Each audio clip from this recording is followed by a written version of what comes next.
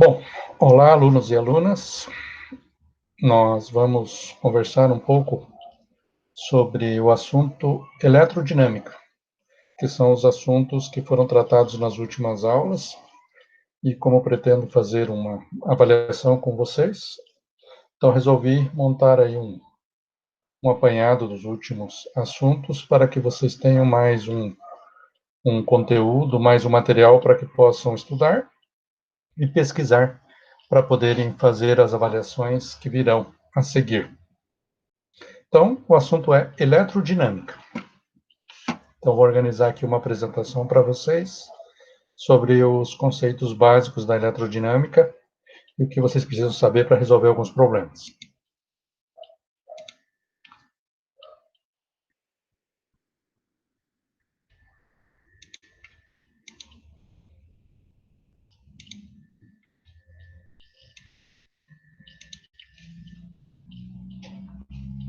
Então, vamos lá.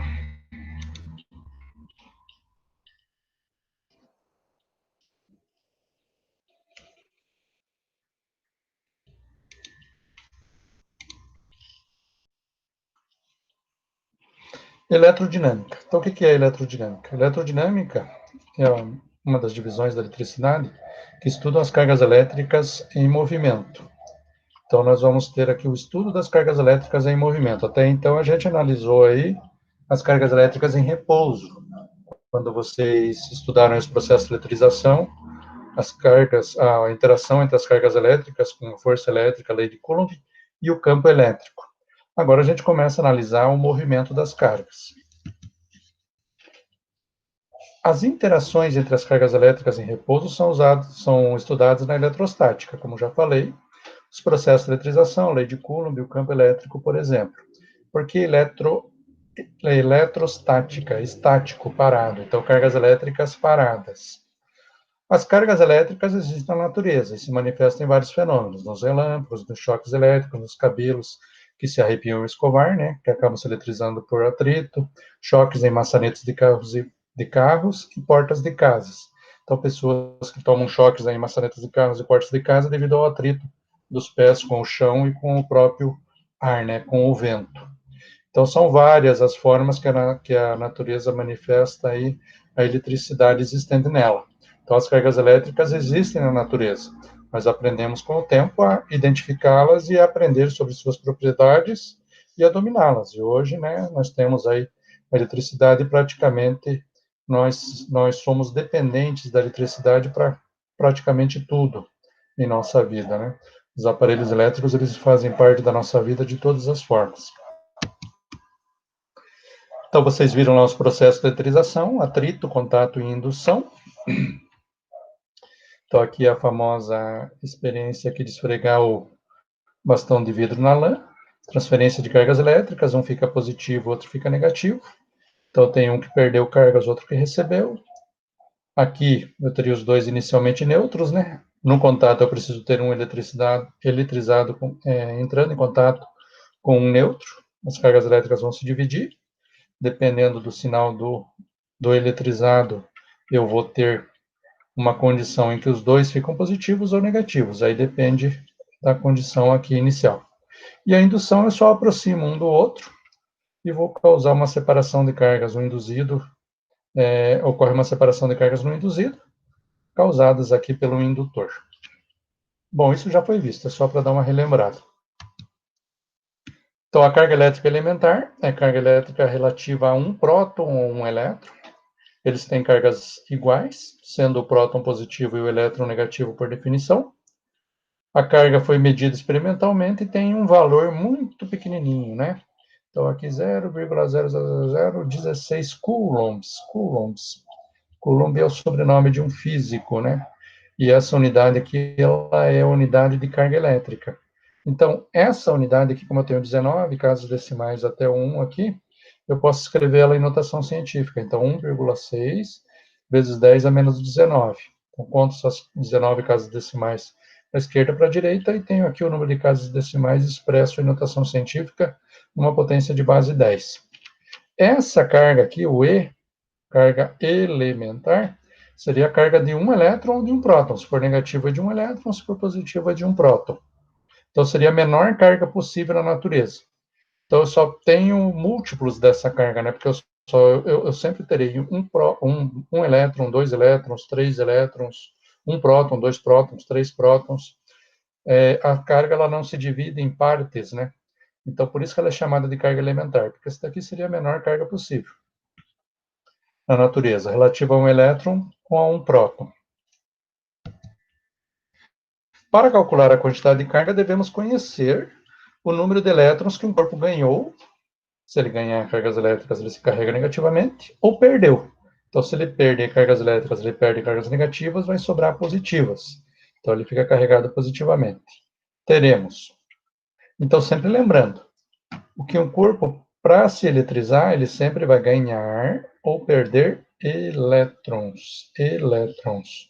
Nunca prótons. Se ganhou elétrons, vai sobrar elétrons, fica negativo. Se perdeu elétrons, vai faltar elétrons, vai sobrar prótons, fica positivo. E essa quantidade ela é definida por esse número de elétrons que foi perdido ou ganho, vezes a carga de um elétron, que é o valor que a gente já viu lá anteriormente, de 1,6 vezes 10 a menos 19.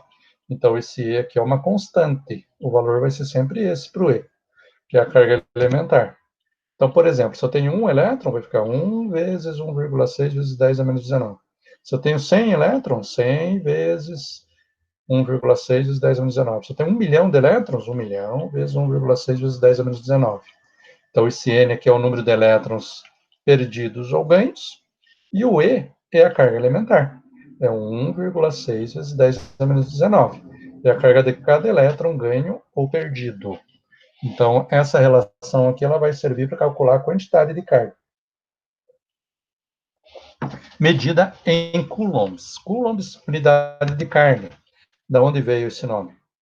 A lei de Coulomb, nós já vimos lá, vocês já viram nas aulas ministradas anteriormente. Ela estabelece a relação de forças quando as cargas estão colocadas a uma determinada distância, né? E em repouso. E ela foi criada aí pelo francês Charles Augustin de Coulomb. Então, o sobrenome dele é o que é uma homenagem, né?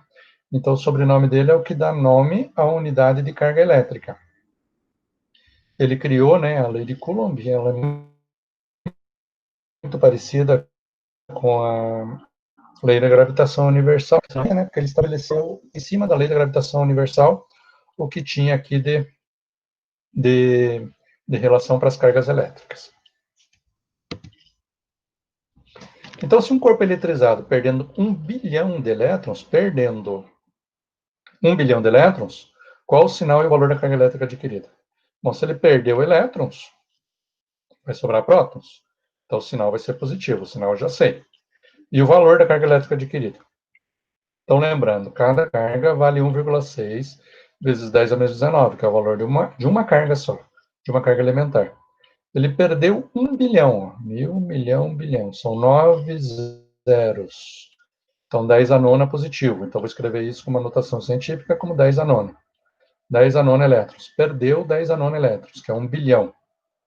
Como cada carga vale 1,6 vezes 10 a menos 19, eu multiplico por esse 1 bilhão. Então, o N vai valer 1 bilhão, 10 a nona, vezes 1,6 vezes 9, que seria o valor do E, o elementar. Então, esse valor mantém-se 1,6, está aqui, né, porque não tem outro número multiplicando. E aqui eu mantenho a base, 10, e somos os expoentes, 9 mais menos 19. Vai ficar 9 menos 19, que vai dar menos 10. Então, a carga adquirida vai ser de 1,6 vezes 10 a menos 10 coulombs. Então, se um corpo neutro perder 1 bilhão de elétrons, ele adquire essa quantidade de carga aqui. É uma carga pequena, veja, né? Por quê? Porque cada carga é muito pequena a carga de um elétron. Apesar de ele ter perdido 1 bilhão de elétrons, ele ainda continua com uma quantidade de carga pequena, na casa de 10 a menos 10. Então, são 10 casas decimais aqui, né? Então, ainda é muito pouco essa carga, tá? Então, quando tenho, mesmo para carga de 1 coulomb, eu tenho muitos elétrons ganhos ou perdidos, tá? Então, como já expliquei ali, né, se mantém a base 10, e como se trata de multiplicação, somos os expoentes, 9 mais menos 19, que vai dar o expoente menos 10. O sinal será positivo no resultado, já que o corpo perdeu elétrons, comentei no começo. Assim sobram prótons, ficando positivamente carregados. Se ganhar elétrons, fica negativo, se perder, fica positivo. Como perdeu, aqui no caso é positivo. Ok? Então, esse exemplo ele fica bem claro como se calcula a quantidade de carga. Então, vamos em frente. Então, a quantidade de carga já aprendemos como calcular. Então, para se eletrizar um corpo neutro positivamente e negativamente, corpo neutro é quando as quantidades de cargas positivas são iguais às quantidades de cargas negativas. Então, por exemplo, esse átomo aqui, 3 elétrons, átomo de lítio, então temos aqui, ó, 1, 2, 3 elétrons, 3 prótons. 3 positivos com 3 negativos dá 0. Então, eu digo que esse átomo está neutro. Né? Então, esse modelo aqui é um modelo muito próximo ao atual, é o modelo de Rutherford, né? Onde eu tenho um núcleo com as cargas positivas e os nêutrons, que dão massa ao átomo, e as cargas negativas orbitando ao redor aqui, nos níveis, subníveis de energia e nos orbitais, né? Os níveis KL, MNO, PQ, os subníveis SPDF, né? E os orbitais, os, e os orbitais aqui também, onde se colocam os elétrons, os orbitais SPDF, onde se colocam os elétrons nessa região externa do átomo. Então, isso daqui, né, a gente tem que entender um pouco como que se desenvolveram as teorias atômicas, desde a Grécia Antiga até chegar em Rutherford, Sommerfeld e Bohr, né? Então, nós temos aí um modelo de átomo sendo desenvolvido no decorrer do tempo. Por isso que os elétrons é que são compartilhados, já que eles estão na região mais externa do átomo aqui, assim, grosseiramente falando. Então, como os elétrons eles se movimentam, então nós podemos construir um circuito elétrico. Então, a gente já descobriu como se eletriza um corpo através dos processos lá que a gente comentou no início, de atrito, contato e indução. Então, a gente aprendeu já, através das usinas, de certa forma, entre aspas, produzir as cargas elétricas através desses processos. Então, nós conduzimos cargas elétricas através de circuitos. O circuito elétrico seria o caminho que esses elétrons vão percorrer. Então, para construir um circuito elétrico, precisamos de uma fonte, pilha, tomada ou bateria, fios ou placas que vão servir de caminho para os elétrons, precisamos de uma chave para ligar e desligar o circuito, e precisamos de um aparelho elétrico para fazer a transformação de energia. Então, esses daqui seriam os elementos principais de um circuito elétrico. Por que a fonte, por que os fios, por que a chave, por que o aparelho? Cada um tem sua função. A fonte, os fios aqui ó, vão servir de caminho para os elétrons. A chave, claro, para ligar e desligar. E o aparelho elétrico vai fazer a transformação de energia. Então, a gente vai comentar um pouquinho mais sobre a fonte aqui, que são as pilhas, tomadas ou baterias. A fonte de energia, ela estabelece uma diferença de potencial no circuito, que são os polos positivo e negativo. Então, por exemplo, todo material condutor, todo fio metálico, ele tem elétrons colocados lá, elétrons livres, que são chamados, só que esses elétrons livres estão lá, vamos dizer assim, na deles, no movimento desordenado. Para eles se movimentarem no fio, eles precisam de energia. Quem vai fornecer essa energia? A bateria, a pilha, a usina, a tomada, enfim, qualquer tipo de fonte de energia. Como que se estabelece isso? Estabelecendo uma diferença de potencial. Então, por exemplo, os elétrons eles são atraídos pelos prótons, então as negativas são atraídas pelas positivas. Então, se eu deixar assim elas de boa, elas vão ficar ali na delas. Então, é como eu pegar um fio qualquer do chão ali, juntar e ficar olhando. Então, o que que acontece? Quando eu coloco numa bateria, aqui na bateria eu tenho um material que tem grande capacidade de ceder elétrons e tem um material que tem grande capacidade de receber elétrons. Então, o polo negativo cede, aqui recebe. Então, eu vou estabelecer uma diferença de potencial. Quando eu ligo um fio aqui, os elétrons que se encontram nesse fio desligado, eles se ordenam rapidamente e começam a se mover do polo negativo para o polo positivo, no sentido real da corrente. Né?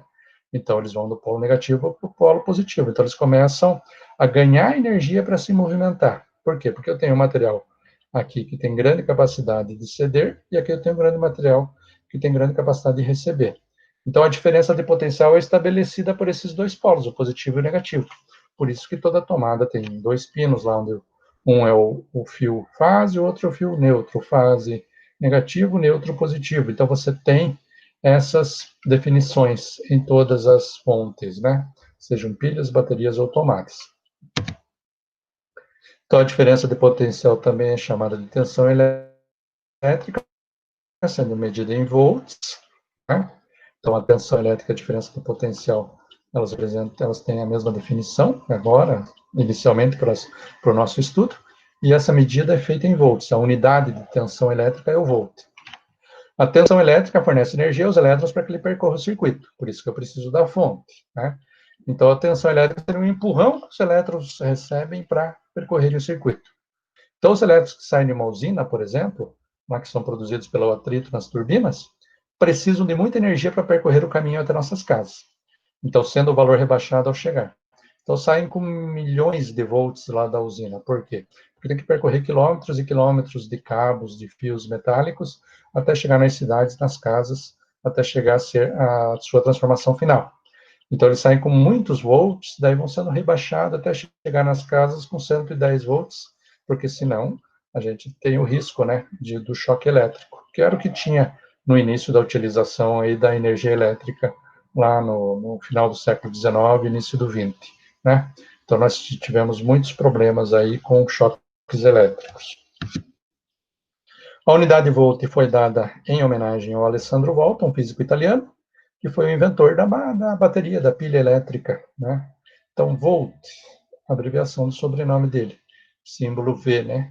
Então, aqui um pouco da história da física também, como que essas pessoas contribuíram para o desenvolvimento das cargas elétricas. Então, vocês podem ler um pouquinho mais sobre ele, pesquisar sobre um pouquinho mais sobre Alessandro Volta, viveu de 1745 a 1827. Então, no circuito elétrico, teremos a corrente elétrica. O circuito elétrico, lembram lá que precisam da fonte, dos fios, do aparelho e da chave liga-desliga? Então, o circuito é o caminho que a corrente elétrica vai percorrer. O caminho percorrido pelos elétrons para transportar a energia que será transformada no aparelho elétrico. Depende do aparelho, né? Pode ser em luz, calor, som, movimento, dependendo da função do aparelho. Se for uma lâmpada, eu vou transformar a energia elétrica em luz. Se for um aquecedor, em calor, um chuveiro, uma torneira elétrica. Se for escutar uma música, eu vou transformar em som, enfim. Um ventilador, vou transformar em movimento. Tudo depende da função do aparelho. Então, dependendo da transformação, teremos o efeito da corrente elétrica. Térmico, calor. Luminoso, luz. Sonoro, som. Mecânico, movimento. E o fisiológico também, se eu, de repente, encostar num fio descascado, ou mal isolado, ou mal aterrado, eu vou sentir também a corrente elétrica passando pelo meu corpo através do choque elétrico. Então, eu tenho esses efeitos ocorrendo também. Agora, um efeito importante que sempre ocorre é o chamado efeito Joule. Joule é o sobrenome de físico aqui. Transformação de energia elétrica em calor. A Joule também é unidade de energia. Transformação de energia elétrica em calor. Tá? Então, o efeito Joule ele sempre ocorre. Se eu ligo um celular, se eu ligo um computador, se eu ligo uma batedeira, se eu ligo um ventilador, o motor sempre esquenta, o circuito sempre esquenta. Por quê? Porque parte da energia elétrica é perdida em calor. Então, independente da função, sempre que um aparelho elétrico funciona, há perda de energia em forma de calor. TVs e lâmpadas aquecem, por exemplo. Então, isso torna os aparelhos elétricos menos eficientes, né? Então, no decorrer do tempo, nós procuramos sempre produzir aparelhos elétricos que tenham pouca transformação de energia elétrica em calor. Então, por isso, por exemplo, a substituição das lâmpadas incandescentes antigas, aquelas que tinham filamento, por lâmpadas fluorescentes hoje, ou de LED, com dissipação de energia em torneiras elétricas, de aquecedores, aparelhos que têm como função produzir calor, né? Daí, quanto mais calor produzir, melhor, é claro. Né? Daí você vai tornar esse aparelho mais útil na sua função. Então, a corrente elétrica pode ser calculada em função do número de elétrons que atravessam um fio condutor em cada unidade de tempo de um segundo. Então, se a corrente elétrica vai ser o fluxo de elétrons pelo circuito, quanto mais elétrons atravessarem o circuito, maior vai ser a corrente.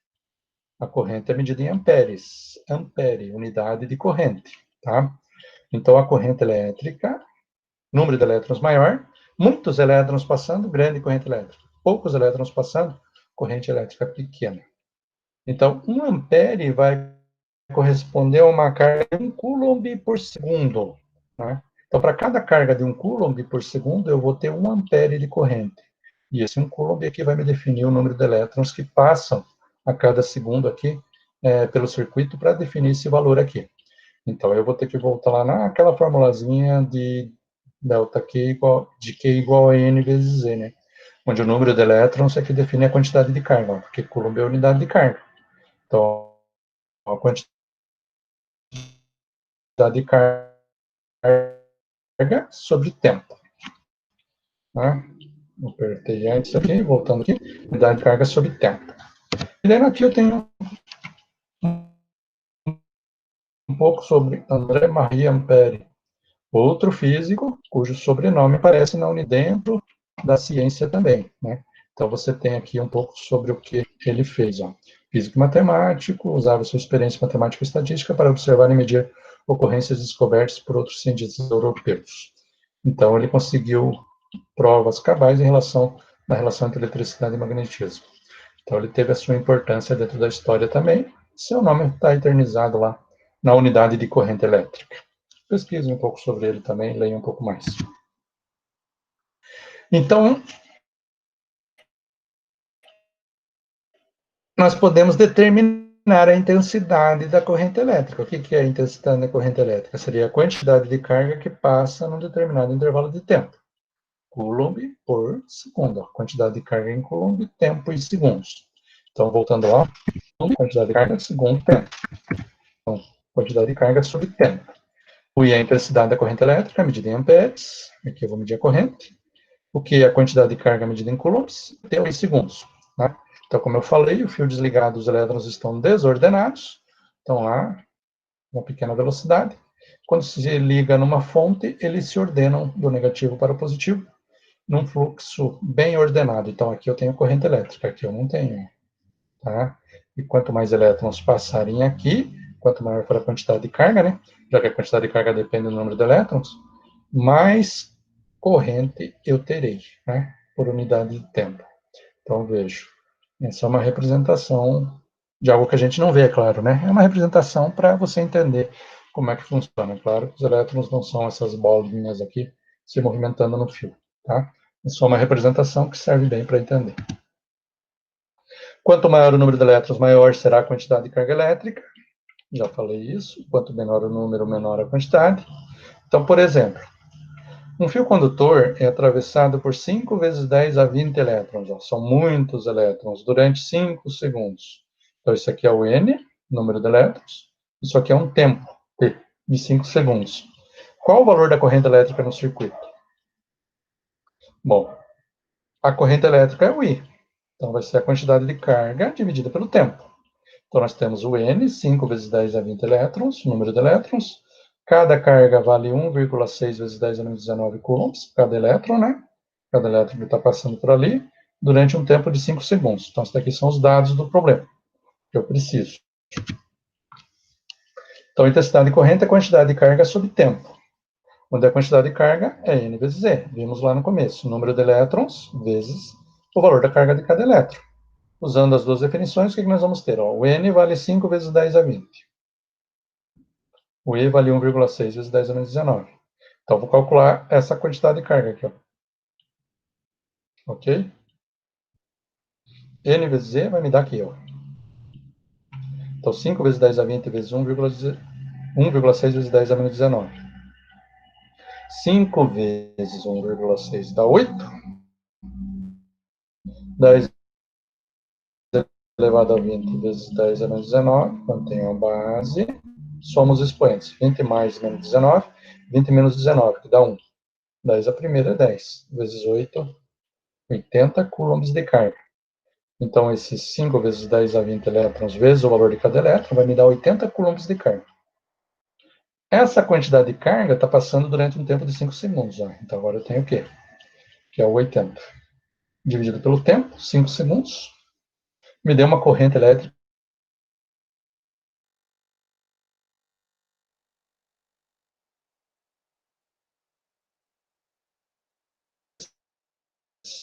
16 amperes. Ó, 16 amperes de carga. Então, 80 por 16. Ou seja, temos a corrente elétrica né, de quantidade de carga e de intensidade de corrente. É uma relação entre as duas. Então, está bem simples de observar aqui. Então, pausem, observem, vejam como se resolve o exercício e entendam bem como se utilizam aqui as regras matemáticas também, né? Também precisa saber uma matemática básica aqui para poder calcular. Enfim, daí a pergunta que vem, né? Qual a bitola, qual a espessura do fio que eu devo utilizar em cada aparelho elétrico? Por que alguns aparelhos eu utilizo fios mais finos, em outros mais grossos, para gastar mais, para economizar? O que eu faço? Por que eu não utilizo um fio fino para todos os aparelhos, já que ele é mais barato? Porque não dá, não tem como. Né? Nós temos algo chamado resistência elétrica, que é a oposição à passagem dos elétrons. A resistência é no sentido de dificuldade mesmo. Então, eu tenho a tensão que empurra os elétrons, o volt que empurra os amperes, e a resistência medida em ohms aqui é o que vai dificultar a passagem dos elétrons. Então, vocês têm que imaginar o seguinte, quando eu falo de fios, os condutores, eles são feitos de metais. Esses metais são feitos de átomos, e os elétrons passam por aqui. Então, os elétrons têm que atravessar esses átomos que compõem o metal. Então, eles vão encontrar uma resistência aqui à passagem. É como se os átomos segurassem, eles tentassem segurar os elétrons. Então, diferentes materiais vão ter resistências diferentes.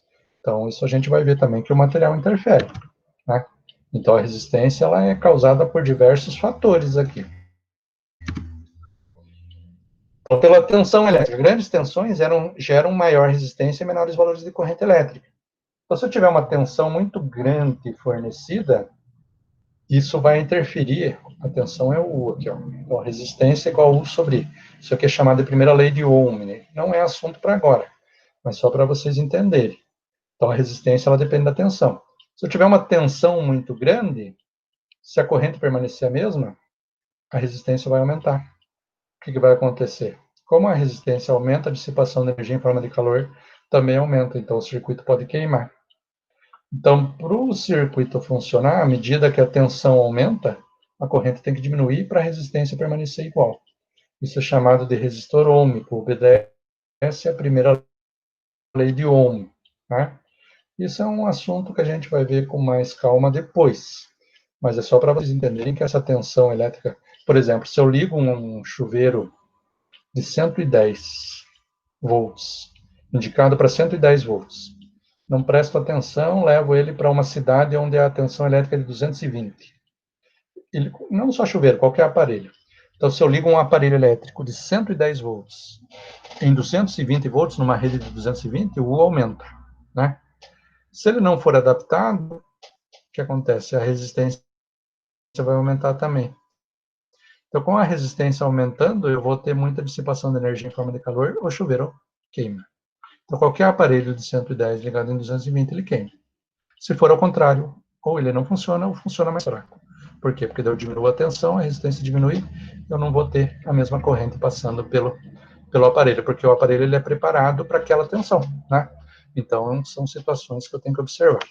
Espessura do fio. Quanto mais grosso o fio, menor será a resistência e vice-versa. Então, por exemplo, no chuveiro, eu tenho que utilizar um fio mais grosso. Por quê? Porque a corrente elétrica é mais intensa, eu tenho mais elétrons passando. Então, se eu utilizar um fio muito fino, ele vai ter pouco caminho para atravessar, um caminho muito estreito para atravessar. Então, eu vou ter uma resistência muito grande e vai dissipar muita energia em forma de calor, o fio pode queimar. Então, nós temos essa situação aqui. O comprimento do fio também. Quanto mais comprido, maior será a resistência, porque o caminho será maior. Por isso que eu tenho que utilizar o adequado e o comprimento adequado também. E o material do fio. Então, hoje se utiliza muito cobre. O cobre é um bom condutor de energia elétrica, um bom condutor de eletricidade e é barato, né? Ele é mais acessível. Mas eu tenho melhores. O ouro, a prata e a platina são melhores condutores do que o cobre. Os elétrons, os átomos desses metais oferecem menos resistência à passagem da corrente elétrica. Mas são metais nobres, né? Então são muito mais caros. Então eles são utilizados em circuitos muito especiais, né? De uma maneira geral, hoje se utiliza o cobre. Bom, o assunto seria esse, né? Dúvidas? Google Classroom. Perguntem lá no ambiente de vocês. Usem sempre o e-mail @escola, né? Tenham um bom estudo e qualquer dúvida, meu e-mail está aqui, está lá no Google Classroom também. Mandem mensagens e bom estudo para vocês, né? Eu acho que nós temos aqui uma boa condição para que vocês aprendam um pouco mais sobre a eletrodinâmica. Então, resumindo, né? Bom estudo para vocês e qualquer dúvida, perguntem sempre.